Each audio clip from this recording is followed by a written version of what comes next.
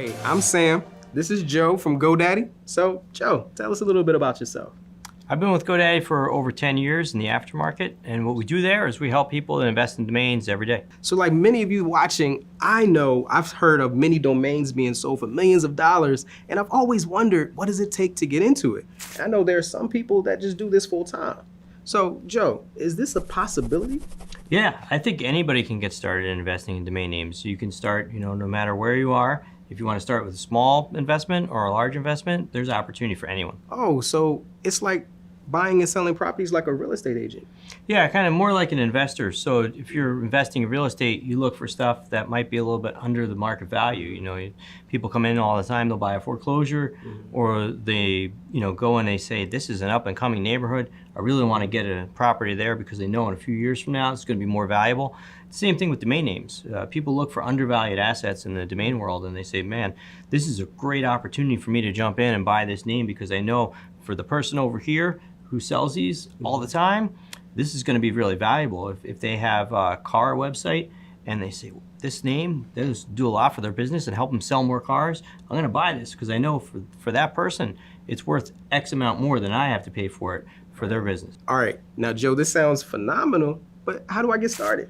Well, the first thing you should do is really think about what your business plan would be.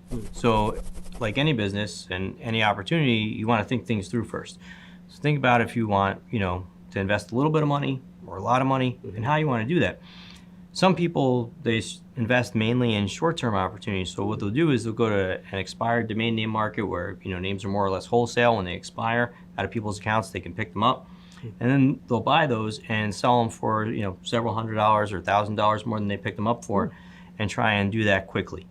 So Other the people. short sell or the short term is like flipping homes. Yeah, more or less. You're flipping domain names. So you're buying this name, it's undervalued, if you got it to the right person's hands, it would be worth more money, and you buy it and there's a smaller margin of, profit. With other people, they buy names that are more valuable and they hold those for a longer period of time. So you might buy a name like, homes.com, and you might have to spend, $1 million for that. But that to the right real estate agent or a company like Zillow, that's their focus, that a name like homes.com would be well over $1 million for their bottom line. So if you, think about it up front, what kind of business plan do you want to go with? Do you want to be, short term? Do you want to go long term? What types of names do you want to invest in? You should really do your research up front and try and figure that out. And then it'll give you a good, path what to take next. Quick question for you, Joe. You said research. So where do you go to learn about this is going to be a good domain that I should get? This is going to be booming in this certain industry. Any particular resources? I think there's a couple things that you should do. The first thing is start with the market that you already know. So if you already are doing another job and you're in the construction business and you build houses all the time and you know that there's a new material that's coming out that's going to be great for the environment and it's going to help save people money on their home building costs, maybe you think about, what kind of domain names would go around selling something like that in the future, because I know that industry and I know it's going to grow. You also can look at other names that sell. So there's sites like namebio.com. That'll tell you what keyword names are selling. So it could be homes, it could be cars, it could be flooring. You can look for that specific keyword and it'll tell you what name is sold in that area. And it'll also tell you the dates. So you can see if, the last ones that sold were 10 years ago or are they selling now. And it'll give you a good idea of what the market is like. And then there's blogs. There's people that do this all the time for a living, and a lot of them are open to share their knowledge. So you can go to a place like domaining.com. Okay. And that's an aggregator, and it'll grab a lot of the top blogs in the industry, and you can learn from others. You really want to take it slow and learn as much as you can before you invest any money. Now, my day-to-day, I'm in social media marketing. So, Joe, you get a domain name. How are you going to market it? Like, for instance, I'm thinking about Twitter, Facebook, there's certain handles. So what do you suggest a person do when it comes to social media? Well, I think with social media, that's a good tie-in. There's a lot of similarities.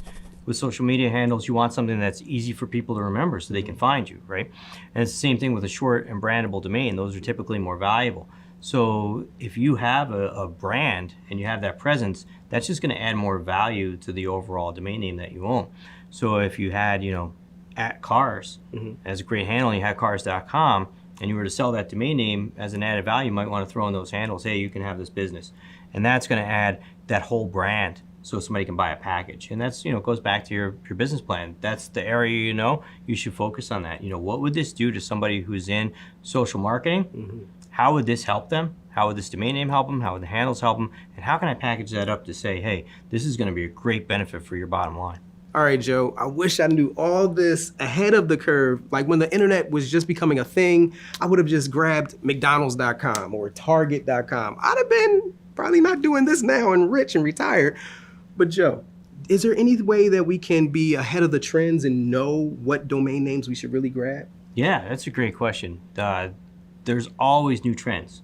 And that's one of the things that keeps domain investing exciting, right? There's always new things that are being invented or new things that people are talking about. And being in social media, it's great because you're oftentimes at the forefront of that, right? You can see when new ideas are coming out. And that's why I brought it back before to your industry. If you know the industry really well, you can see what new things are coming in your industry and keep an eye on that and get ahead of the curve. So there's always trends to watch out for. Cryptocurrency, Bitcoin, things like that. A couple years ago, this year it's been anything that's related to cannabis or CBD, things like that have been really popular.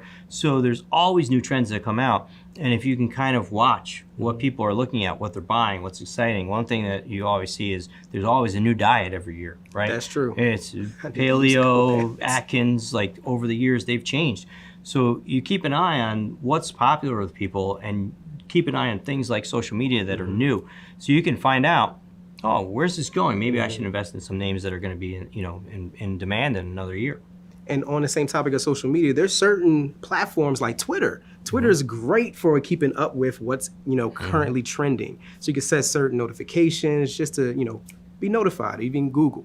So this is good info. Yeah, there are domain investors that I know. One of my friends actually keeps an eye on what's trending politically with different keywords. And then he'll see that on Twitter and he'll jump in and buy that domain name. And he's sold it to some of the political candidates or other people, that PACs, things like that. So you can keep an eye on what's trending on Twitter and then go and register the name. People do that very often. Are there any other, as the expert here, are there any other tips that we should know to make sure that we're making a smooth entry into this new opportunity? Yeah, one thing that I tell people is start slow. That's one of the biggest mistakes I see. This can get really exciting, really fast. People start going out, they're registering a lot of domain names, and then next year, the bill comes to renew those names. So if you got 100 names or you picked up 1,000 names and it's a $10 renewal, that can add up quick. Right. So start slow and try and focus again on your business plan, the marketing niche that you know, and start with a few names and try and sell those before you actually build your portfolio out. Because if you have 5 names and you try and sell those, you'll learn, what's working, what's not working. And next year, if you still have those 5 names, it's $50 to renew, rather than, all of a sudden, names. you have a giant bill, and that really will eat into your investing budget pretty quick. Right. So start slow, make sure you build your portfolio smart, and keep in mind what the carrying costs are. And like Joe mentioned earlier, if you know you're going to do it for the quick flip, the short term or the long term, kind of think about the money that you have to put in for each of those. Right. Yeah.